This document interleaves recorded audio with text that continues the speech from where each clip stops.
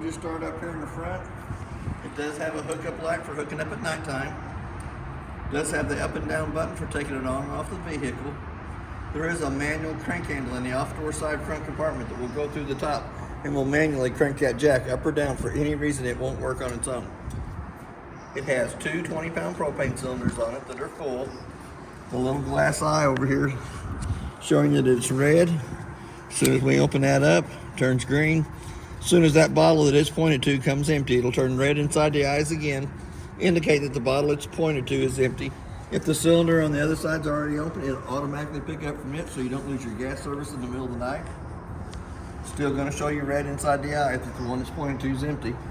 It has one 12-volt battery on the front of the unit. It also has a battery disconnect on the tongue.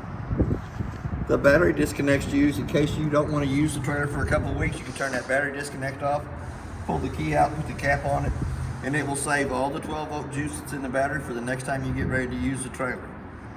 It also has a 7-way holder on the side that holds your chains and your 7-way cord up off the ground, keeping them from getting corroded. There's two little holes in the bottom of the bottle rack for a bungee cord to go underneath the metal rack to hold it in place. And it also has the quick disconnect at the top, so you don't have to take the bottle cover off every time you want to get into the cylinder to open or close them. We'll just slide that on right there for that. As we start down this side, it has the quick drop jacks on all four corners. They're really easy to use. There's going to be a link with the video showing you how to use those. It has a little manual crank handle for the tongue jack that comes in through the top of the tongue that manually cranks it up or down. We have the 3/4 inch handle that does the quick drop jacks on all four corners. We also have a blue coiled hose here that is a quick disconnect hose like an air hose is for the port sprayer on this side of the unit over here. Magnet for each one of the doors that holds them up. As we come back, the next one is your termination valves. The 2-inch gray valve in the front will be your bathroom shower, bathroom sink, and your kitchen sink water. The 3-inch valve in the back is your black tank water only. We do have two low water drain points right behind that. The two low water drain points are used for winterizing and dewinterizing of the unit.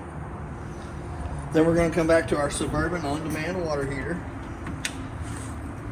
On the Suburban on-demand water heater, it has a switch on the outside that is in the off position on the 0.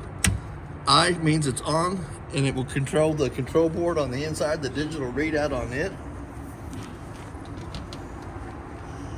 Your freshwater tank fills right next to it.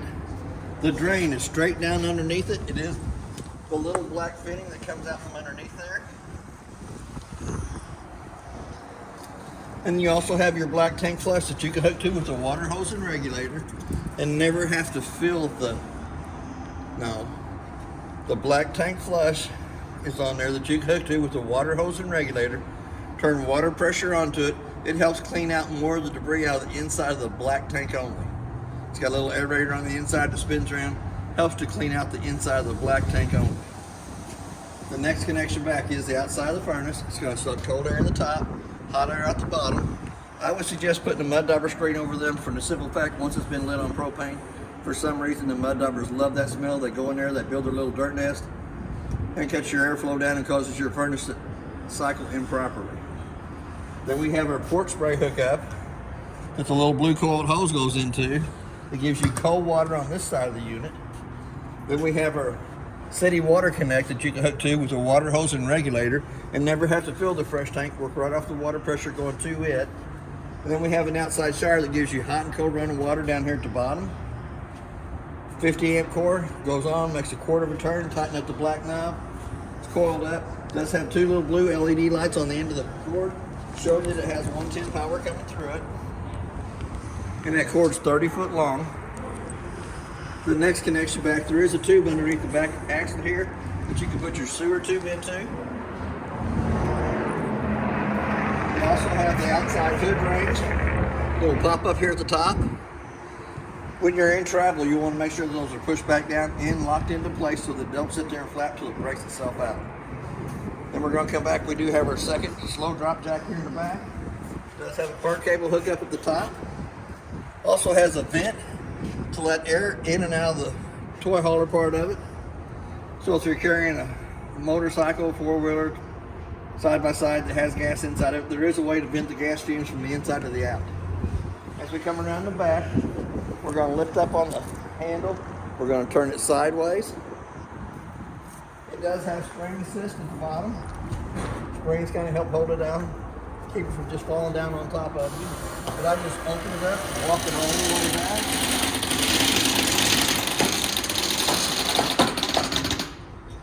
Cables that catch there. If you was going to run a toy up in it, take the clip off the side, let it go all the way down to the ground to run your four-wheeler, side-by-side, motorcycle, whatever you're putting up into the back of it. Here again, we're going to come out. We're going to disconnect 2 straps on the doors. If I can get my fingers to work right. 1 strap in the back. Then we're going to lift the doors up. Fold it up on the side. Slide it back over. There is a slot in the bottom of that has to come clip into that slot there. A little T-handle comes across it. We'll do this one on this side over here too.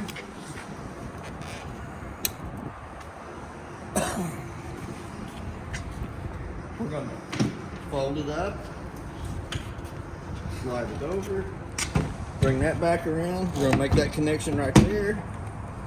We're going to come back to the door. We'll pull it over, lift it up, lock it in place. Now there is a little side shield on both sides that you can put to the metal rack on the side of the toy hauler. So if you got a little puppy, you don't let the little puppy fall out, or kids, on both sides. And it just swings around and clips to the little metal clip here on the side of the toy hauler itself. Not too bad. So we're going to come back to the main door. We're going to lift it up. We're going to turn this sideways. Allows that to come loose. We'll bring it over. We're going to fold it down. Fold it up.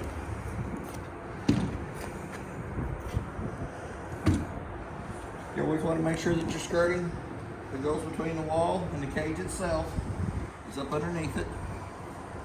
We're going to come back to the Velcro straps. Clip those in place. Come back over to this side. We're going to fold the door out. Lay it down. Come up over the top. Little strap here comes out, goes up over the top. Little strap here on the side comes up and holds the door in place. You always want to make sure that your skirting at the end is stuck up underneath the wall. We'll come back out to the outside of it. Back up. Turn it sideways. Click it back down in.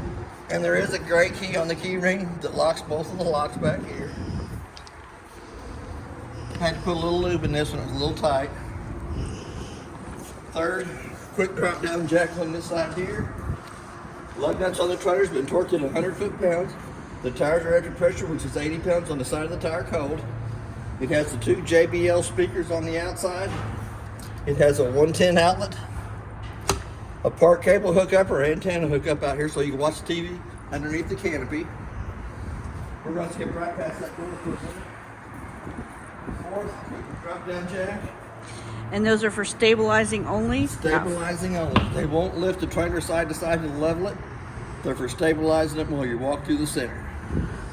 Then you got a 110 outside refrigerator. No controls in it, but anytime it's plugged into 110, it kicks on.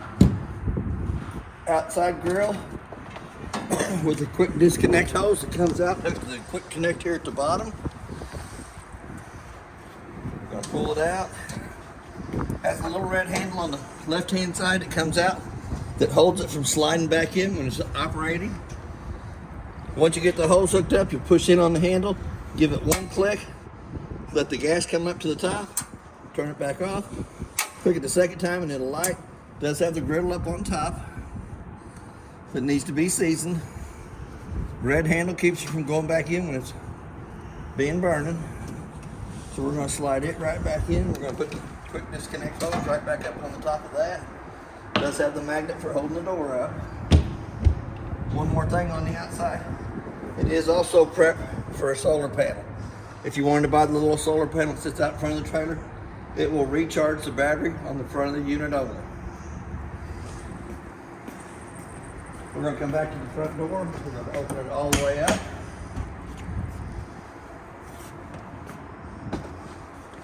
Grab a hold of the handle here in the center of the steps. Little blue handle on the left-hand side. Opens it up, lets it loose from the door frame itself to where it comes out. There's 15 to 18 slots in the bottom of the legs. A little push button underneath each one of the legs for adjustment.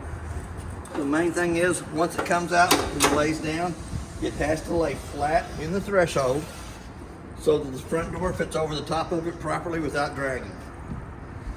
So here again, we're going to open that back up. We're going to go to the inside. It does have a working fire extinguisher on the left-hand side.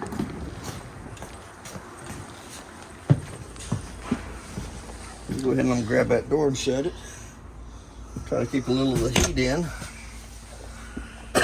Straight above us there is a smoke detector.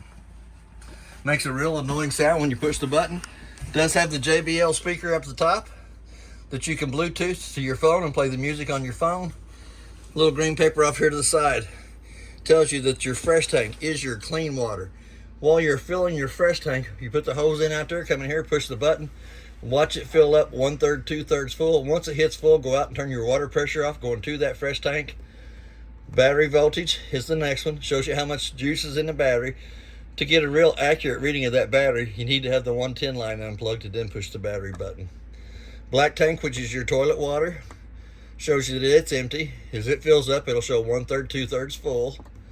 Gray tank 1 will be your bathroom shower and your sinks. Gray tank 2 is not used in this unit, and neither is the auxiliary tank. And they're marked on the little papers, not available. The red switch is right down below it. The first one turns the pump on between the freshwater tank and the faucets. It'll illuminate red anytime it's in the on position. The second red light is a set of tank heaters that's underneath each one of the holding tanks underneath the unit. Anytime that it's on, it'll illuminate red too. First light switch here turns your awning lights on. Second one turns your center row lights in the living and kitchen area. Then we have our awning switch. We can run it out. I'm gonna go ahead and start running it out before I open the door. I can't get it all the way out because the trailer next door, the slide room on it, we can get it almost all the way out.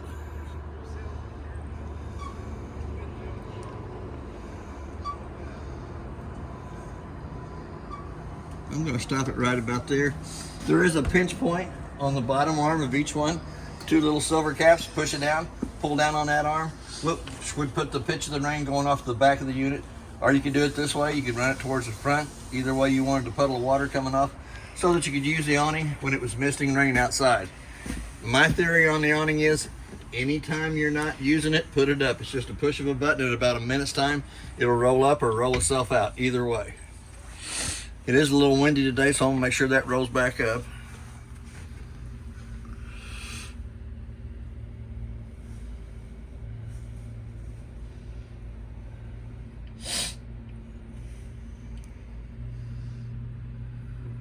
There we go. And then we're going to come down to the solar panel. It does have a solar panel up on the top of the unit that charges the battery on the front of the unit too. And it's showing it's got 13.5 volts in it, which has almost got the battery fully charged. We're up to our second reading with the lights on inside. If we turn the lights off, it'd probably go all the way up. But you can check the battery. You can check up and down on it. We're going to come down to the thermostat. Thermostat's next. So we're going to hit the mode button 2 times till it shows off. We're going to slide it over for AC, 1 more time over for furnace. Hit the mode button 1 more time. The temperature is set for 70 degrees in here. It's already dropped down to 58. The furnace will run till it gets up to the 70 degrees. Once it hits 70 degrees, it shuts itself off, drops 5 degrees down below that, will automatically come back on and bring it up to whatever room temperature you have it set to. So we're going to hit that mode button 1 more time. Take it off the heat. We're going to run it down to where it says off. It's going to bring us to our fan speed, which says off, and hit that twice, and then it'll shut itself off. Since it's got the burn chamber hot, it's going to take anywhere from 5 to 7 minutes The fan's going to run so that it kicks itself off. It has to cool down the chamber before it shuts off. We do also have a working LP carbon monoxide detector down here below us that makes that annoying little sound. We're going to come over to the refrigerator and freezer section. It has a single control down on the bottom in the upper right hand corner that sets the temperature for the freezer and the refrigerator at the same time. And that is 12 volt. So we're going to shut that back off. It does have a 110 outlet to the left side of the refrigerator and to the right side of the stove here. We have our Suburban on-demand water heater up here at the top. So what I'm going to do is I'm going to go ahead and kick it back on. I'm trying to light the stove at the same time. It has an on and off button down here. You can change it from Fahrenheit to Celsius. And it has a temperature button to where you can run it up to 120 or down to I think 58. Whatever you want the temperature set to. We're going to take it back up to the 122. When it's running, it'll have a little faucet on the left hand side showing the water coming through the hot water heater. It'll have a little fan in the center of it showing that there's water circulating through the hot water heater. And to the right hand side, it'll have a little flame. Once it lights on propane, anytime you call for demand on the hot side of the water system, it'll kick on there. You get the little sprinkler first, you get the little fan second. Once the hot water heater lights on gas, you'll have the little flame up on the right hand side. And then it will tell you what the temperature of the water is in the top right hand corner when it's coming through the faucets. I'm going to go ahead and kick that right back off. The two lights above the countertop have little push buttons in the center of them to turn them on and off. Glass stove top gets folded up 2 times up out of the way. Little red or little blue button on the right hand side. Push down on the knob, turn it to where it says highlight.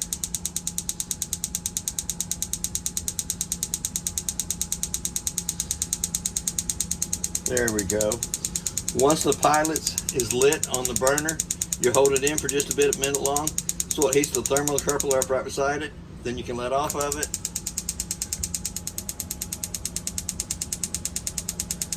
But the flames itself actually heat up the thermocoupler. It keeps the flames burning. Has to get to a certain temperature.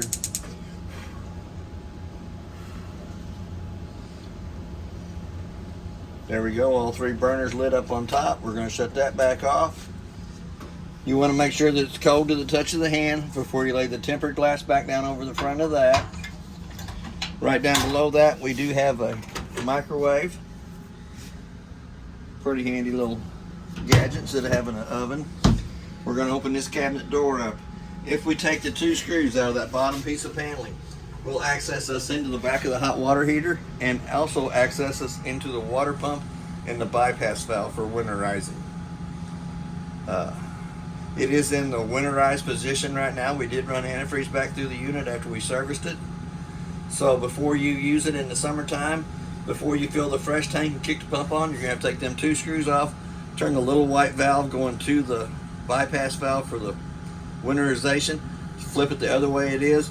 That way it will suck water from the fresh tank through the pump via the sinks.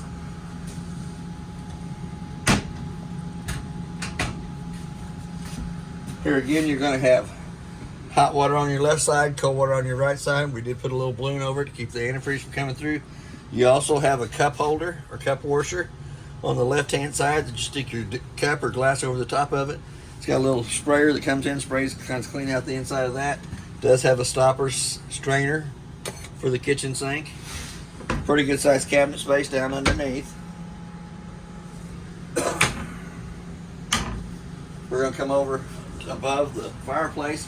There is a place for a TV up here at the top, a 110 plug-in to plug it into, and a satellite or a park cable antenna hookup if you wanted to work off the antenna on top, or if you wanted to buy the solar panel that sits out beside the unit, you can hook onto the park cable connection here on the off-door backside with your satellite, and you can have the satellite that you can pick up wherever you're at. There is also the backing plate for the flat screen TVs up there. Does have a nice little fireplace in there, nice and warm. Does have hand controls on the right hand side. Excuse me. But it also has a control You can change the temperature of it. We're going to go low and high. You can dial the temperature up. I think 95 is as high as it'll go. Holy cow. You can also set a timer from 30 minutes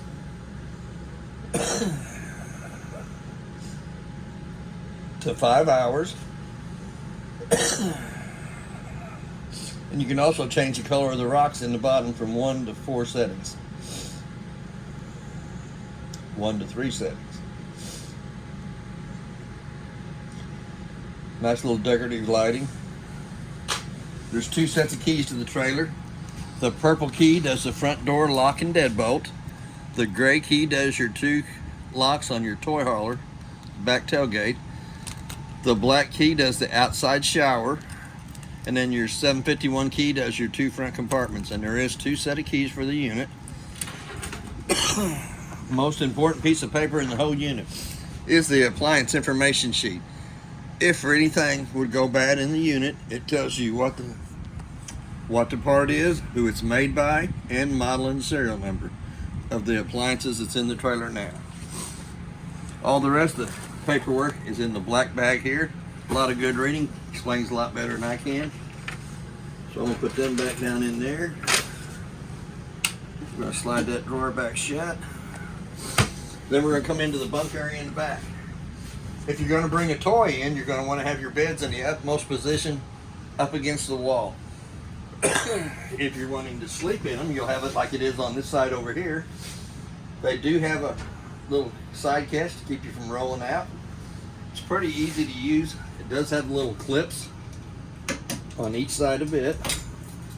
Still a little tight. But then your catch will slide underneath your bed. Comes back up. The magnet holds it in place. You'll put the little clip back inside of itself.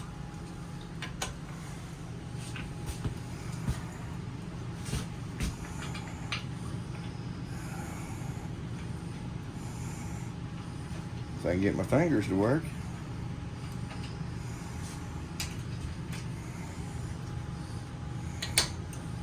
You can lift up on the bed itself.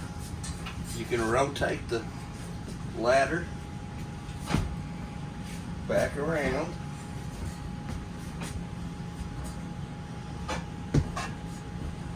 Push it back up. We'll let the bed come back down. Got a little holder off on the back arm of it. Push it up. Pin it back in place. If I could see the hole.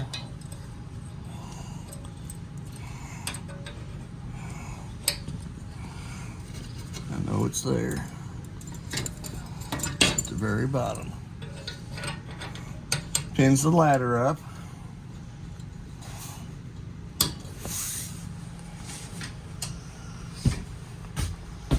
Then we'll go over to the end. We're going to push it back up. All the way up. Another little U-bolt here on the side. Comes through, goes through the leg, pins it in place there. There's going to be another one back here in the back corner. Comes up, goes through the little hole on the side of the bed in the bracket. Clip it back in place. If you're bringing a toy into the toy hauler, you'll have to take the table and the 2 cushions for the bottom bunk to the master bedroom, set them inside of there. So I'm going to come back to this one. We're going to pull the pin out of both ends.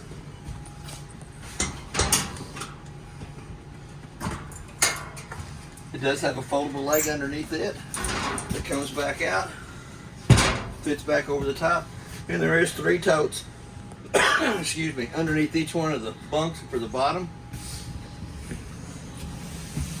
Grab the mattress from the bottom, bring it over, slide it up. Pull the slider here. It does have a bottom opener back here in the back corner. It also has a USB port and a 110 outlet on each one of the bunks. The top switch over here is the docking light on the tailgate. And that is a two-way light. It'll either be clear or amber. Either way you turn the switch. You turn it up, I think it's clear. Turn it in the middle, it's off. Turn it towards the bottom, and it's amber. So that brings you back to a bedded area down here. We do have the round vents for the AC coming through the ceiling. We're going to go back up into the bathroom. Little 110 outlet on the side of the table here. This little leaf folds down too. But since that is kind of a bedded area, there is a fire escape window. They're pretty easy to use. Just flip it in the up position, slide it forward. Gives you a pretty good opening to come in and out of. Slide it back, click it back into place. There's your vent. Here's your vent for the outside for the gas. Kind of pull out on it. Fold it over. Allows air to come in this side here at the top. There's a vent down behind the seat down here in the bottom that lets the air go out that side there if you have a gas operated toy inside the unit. We're going to come up, step right past the monitoring panel. Two light switches on the wall. The one closest to the door turns the light above us on. The second one turns the fan in the ceiling. We have a little handle to pull down on to open the vent up, prevent moisture from the bathroom out. If that was any taller, I couldn't reach it. It does have a 110 outlet on the right side of the bathroom sink that is GFCI protected. All the outlets in the trailer are GFCI protected by the breaker in the breaker box. Toilet's been winterized, has a single foot flush in the front of it. You can go to your phone, take a picture of that, and it'll give you direct instructions of how to use it. It's pretty simple. Push halfway down on the pedal, fills with water. Push all the way down, fills and dumps. Here again, you got your hot water on the left side, your cold water on the right side of your shower. We got the little balloons over the water connection so that you don't leak and freeze into the sinks. It does have a stopper for the bathroom sink. Pretty good sized cabinet space down below it. Pretty little shelf on the side over here for toilet paper. So we'll step out, we'll go up into the master bedroom.